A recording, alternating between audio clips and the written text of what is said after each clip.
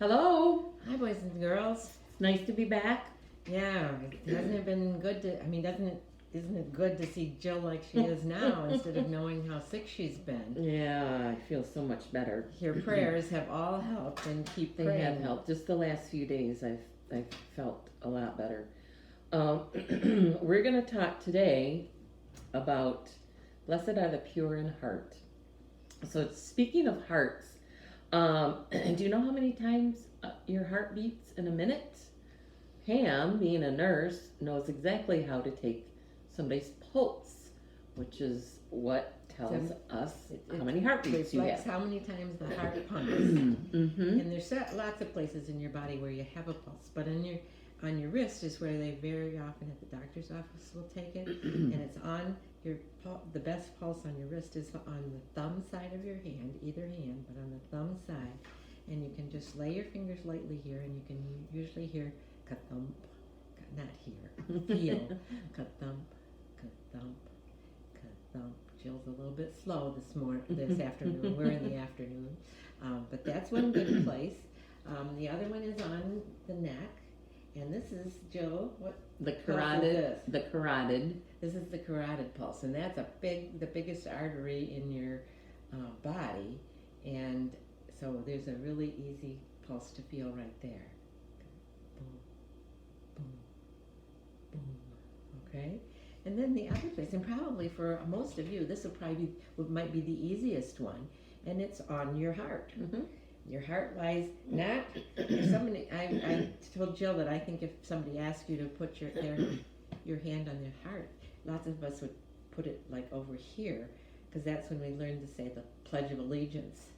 And they always put their hand over their heart. But actually, your heart lies more like this, in the center part of your chest. Mm-hmm. So if you lay your hand down on your chest, it's just a little bit to the left of this breastbone here, and so you can usually feel your heart there. And we can't have you. I mean, we could have you count it now, but we wouldn't remember. At our Zoom, we'll have you. I'll tell you when a minute is, and we'll have you count how many times it beats, so you'll know how many times your heart beats a minute. That changes all the time, so the next minute it won't be the same thing exactly.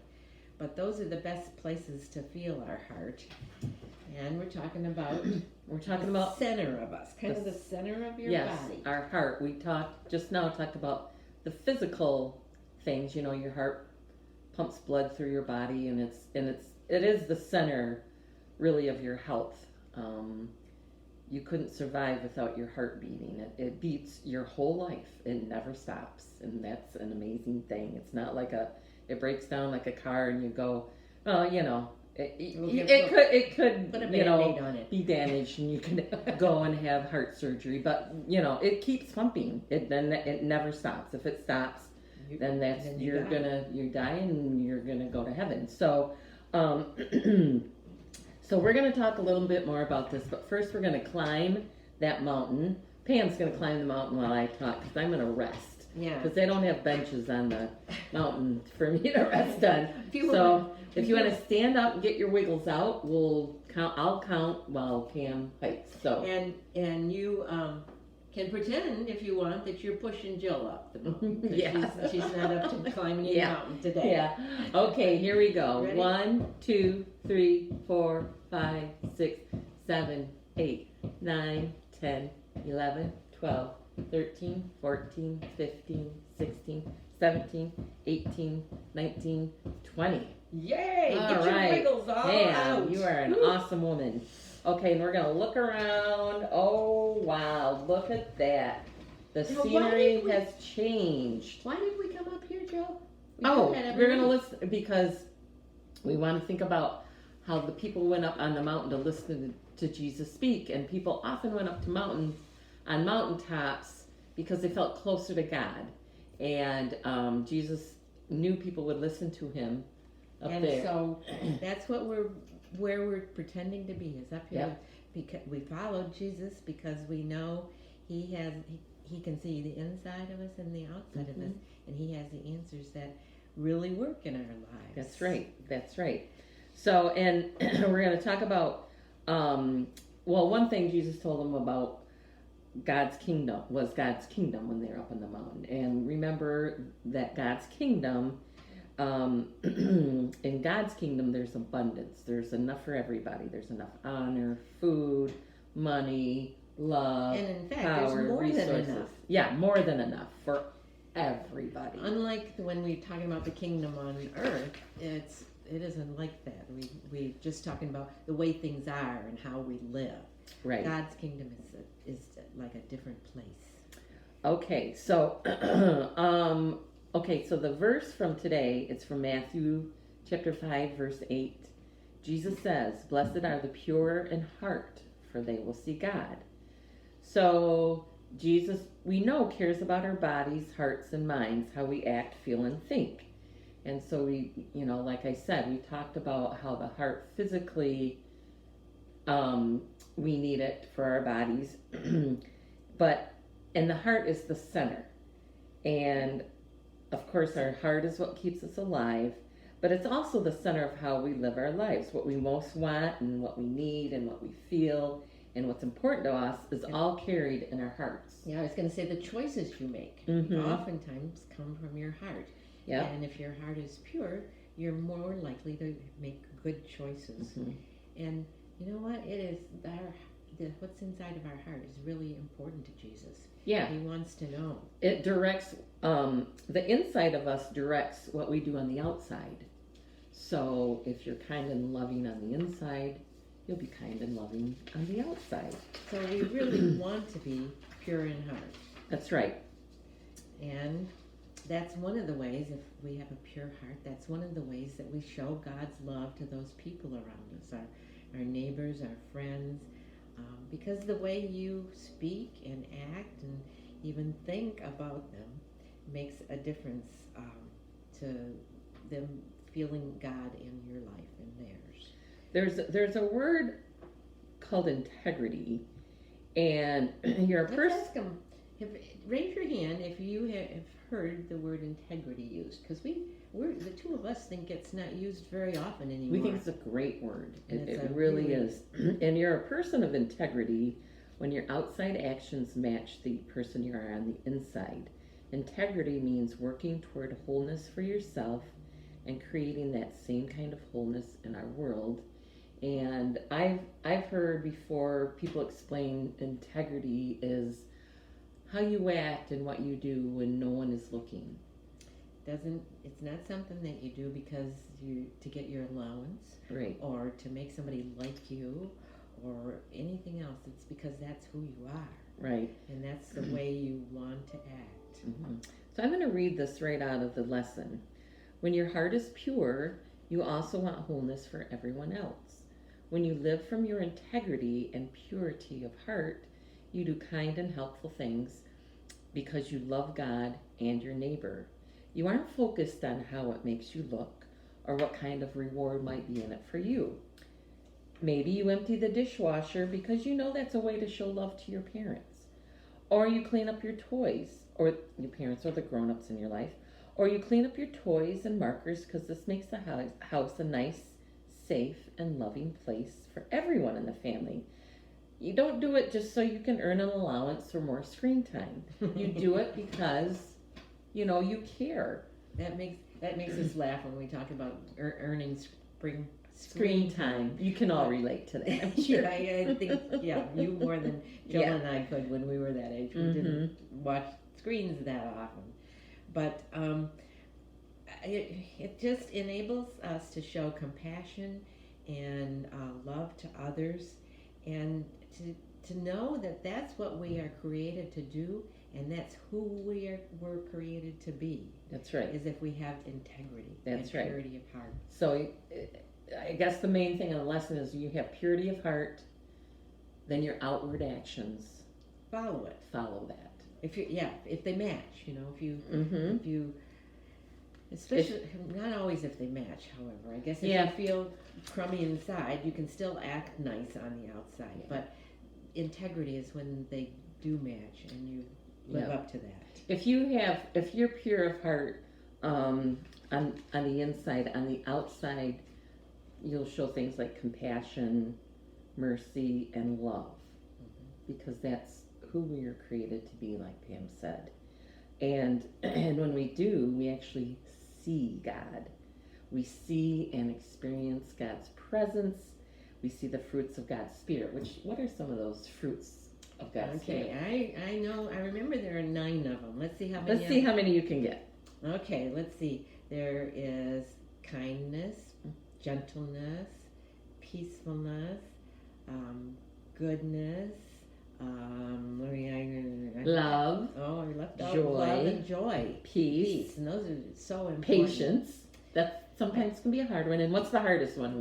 We've already discussed that. It's Self-control. And I was saying that I have problem with self-control playing solitaire games on my phone. I wanted to know if she threw her phone. She said no. I just let it die, and then I'm done.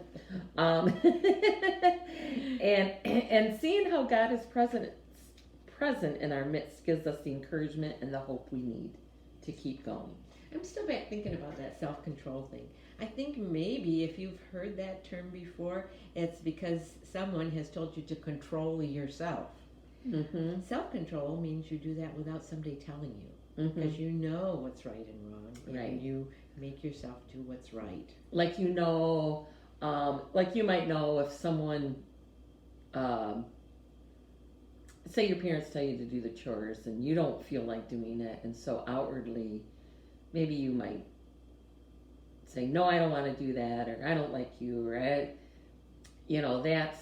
that's not self-control. Self-control would be, okay, I know, It would to, be good to for honor me. your parents. I'll do that. It's it's good for family, like you said. It keeps things safe. So self-control is really kind of having a little more control over your emotions. Not to say that you can't ever be angry or sad or upset, because those are valid feelings. But that's the wonderful thing about God, is He knows your heart and He loves you always. Exactly the way you are. Exactly the way you are. So I think it's time for you to Time give for a us blessing? Okay. So we're gonna, if you can put your hands out to receive the blessing. Yep, you have to open your hands to Yep. receive. Yep. May God bless you inside and out, from your heart to your mind and to your body. So you And we'll bring put that into your heart heart. and let it soak in, that blessing from God and us. That's right. Now, I haven't had a chance to color my coloring page yet. Hopefully by Sunday I will. But you've got your coloring page to do, and there are the questions, the discussion questions. Read those over. We'll discuss those on Sunday during Zoom, and looking forward to seeing that. That leads us to our activity. And our activity, like last week, has an activity page to go with it. And this talks about purely me. Mm-hmm. And what you need to work on is think about you, purely just you. And in this first box, it asks for, on the outside, you see, that's an open-ended question that you're supposed to finish, on the things that people would see on the outside of me. And what are some examples of that, Jill? On the outside of me, you see blue eyes, short blonde hair. I wear glasses most of the time, at least to read. I have kind of big feet for my height. I wear a lot of blue, a lot of pink, a lot of black. I like to do scrapbooking. I like to draw. And so that's the things people see from the outside. Like if they met me, these were things they would know. Mm-hmm. Now on the inside, I care about people. She's very friendly. Yeah, I love to meet people. I like to help people. I think I'm sensitive. What are you afraid of? I'm afraid of, what am I afraid of? I'm afraid of toads. I'm. I don't. I don't want to. I don't say I'm afraid of snakes. I don't mind snakes if someone's holding them. I don't like them if they're slithering by my feet. Nice. I will tell you a little story. I had a customer one time.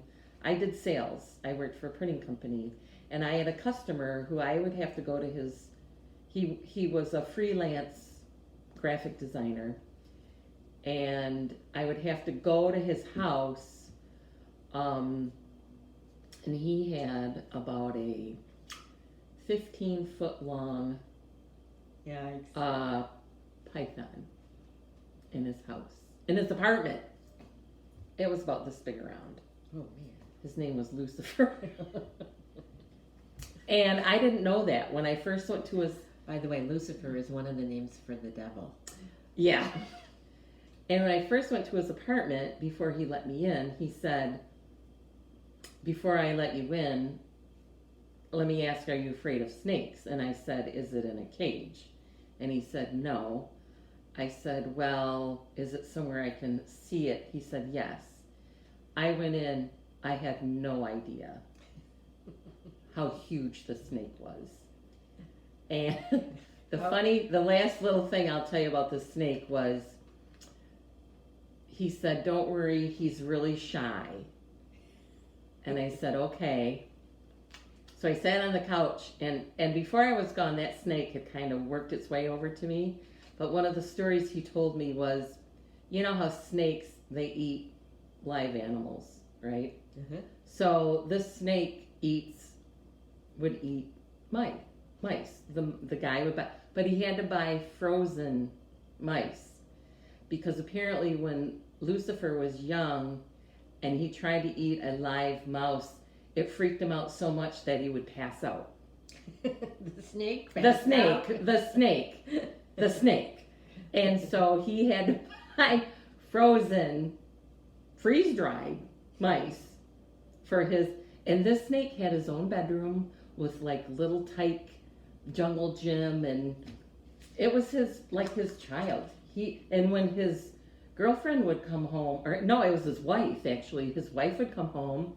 First thing she'd do, she'd go see Lucifer. She'd talk to him. She'd pet him, and it was kind of crazy. I'll say. And none of my coworkers, if I was on vacation, would want to go to my client's house. Go figure. Why? You know, the other things that are on the inside, Joe has named some of them, but there's some of our emotions, like sadness, Mm-hmm. or anger, or excitement. Mm-hmm. All of those things are stuff that might be inside of you that you can list here, Right. and but that people cannot see. Yeah, and so, but remember, what is going on the inside of your heart is a lot of times dictates what happens on the outside. So if you're sad, I think people will see that you're sad. Amen. Yeah, and then something you might not know about me by looking is, I think a lot of people, And that's in this lab one. yeah, the very last thing. You know, someone walking down the street to look at me probably wouldn't have any idea about health issues that I struggle with. But to me, that's a good thing. I like to have a positive attitude. Not to say I don't get really frustrated sometimes, because I do. But a lot of people, I think, would be surprised I think they would too. if they didn't know me. So, and then Pam, you had something that I thought. I don't know. We were talking about feeling sad about your dad. Yeah, And yeah. that's you know, all of our emotions can be normal, Mhm. but I think the thing I'm thankful for is that even though sometimes we feel uncomfortable inside, God can help us with that, and God that Mhm. knows how we feel. You know, He not only knows what's on the inside, but the outside, but He knows how we feel, Mhm. and can help us.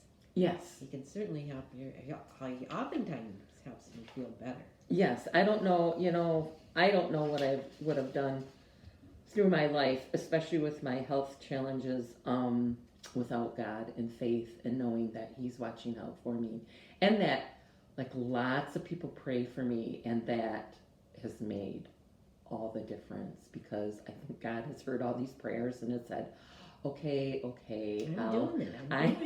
I'm with her. I am with her, and it's been wonderful. How about the last two lines on this page? I think Jill and I want to emphasize, so we're going to read them together because they are the most important thing today. Yes. It says, And that is me, purely me, and God loves every part. He loves every part of you, and He is the number one champion of helping you be your best self. Yep. And remember, God is always in your heart, and you can see God with what you feel in your heart. Okay, it's time to close with a prayer. So, Pam, if you want to say the prayer, and I'll repeat after. So, and how about you repeat with Jill, Mhm. so that we feel like we're all praying together? I'll just lead. okay. Loving God, Loving God, you are always true and real you are always true and real in what you do and promise. in what you do and promise. Help us to live our outward lives Help us to live our outward lives from pure inward hearts. from pure inward hearts. We want to think, speak, and act We want to think, speak, and act because of our love for you and your world. because of our love for you and our world. We want to see your spirit We want to see your spirit active and at work, active and at work, and to be a part of your team. and to be a part of your team. Amen. Amen. Thank you for joining us, and we hope to see you Sunday morning when we Zoom. We will. Bye.